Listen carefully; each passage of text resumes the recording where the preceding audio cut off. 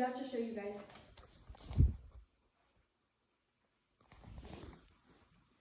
Let's imagine that we spent the last 10 years building up this lovely little farm for ourselves. We've got 10 horses, some cows, a donkey, and chickens.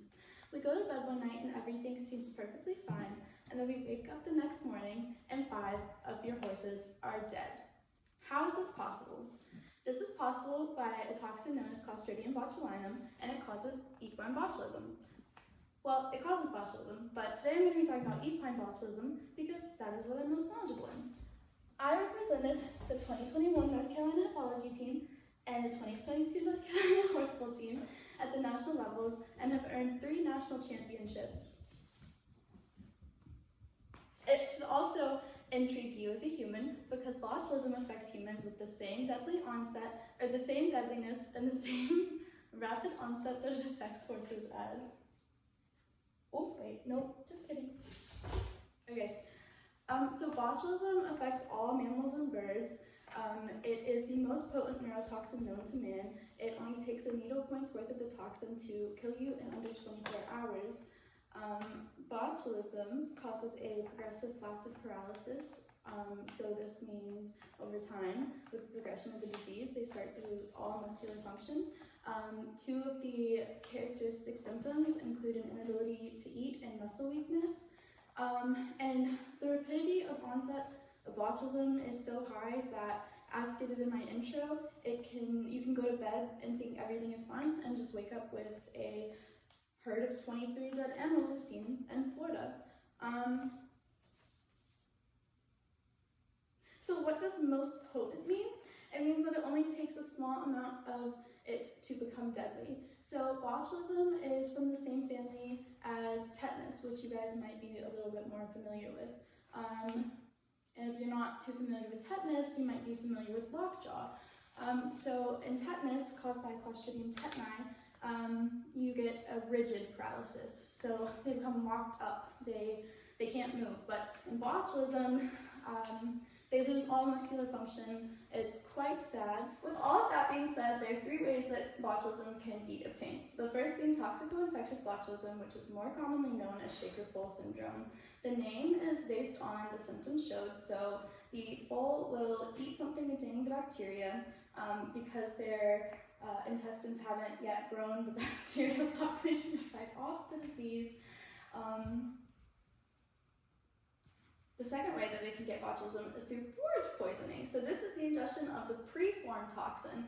This happens when out in the hayfield, your hay bales are getting rolled up and a dead animal happens to be inside it. So you have dead mouse, dead fox, dead rat, whatever your cup of tea is, and basically the toxins in their GI tract, they leak out of the body as it decomposes, and then the entire hay bale gets infected. And botulism or Clostridium botulinum is anaerobic, so that means it grows in the absence of oxygen. So these hay bales, these big old fat round bales, are a perfect space for it to grow. And then the third way is through wound botulism. So this happens usually with like deep puncture wounds as seen in tetanus. The wound will close over and then it traps it inside in this great, loving, anaerobic environment, and then your horse dies. Sorry. Now let us get into the diagnostics. So because it only takes such a small amount of the toxin to get into the bloodstream for it to become deadly, you cannot diagnose it based on blood testing. So the way that we do diagnose is through clinical symptoms and histories. A few other ways that we can diagnose botulism is through a tongue tone test, a tail tone test, and a grain test. So a normal horse, if you have a literal half of a cup of food in a bucket, they should literally be able to eat it in 2 bites. But in a horse with botulism, they'll be standing there for 3-5 minutes just trying to eat it. They can't, their muscles in their lips don't work, their muscles in the tongue don't work, they just get all frothy, and it's just a wasteless point. And also with the muscle weakness, since horses are fight or flight animals, that's how they've been programmed to survive for the past 58 million years. For them to not be able to stand or to get up for danger or anything, that's just very traumatizing for them. And so something that we tend to get into is the ethicalities of even treating botulism.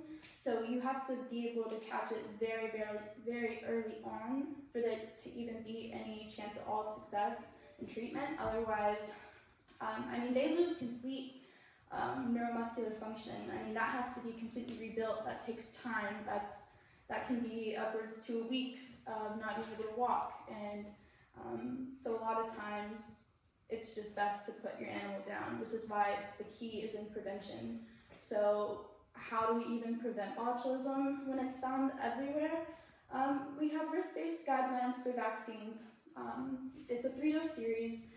Most veterinarians don't even vaccinate for it because in most areas it's not necessary. Kentucky is one of the most common areas to get botulism. There's a huge database center there. That's where you can get the antidote. There's only one antidote available in the United States. And so the rest you can do is just prevent.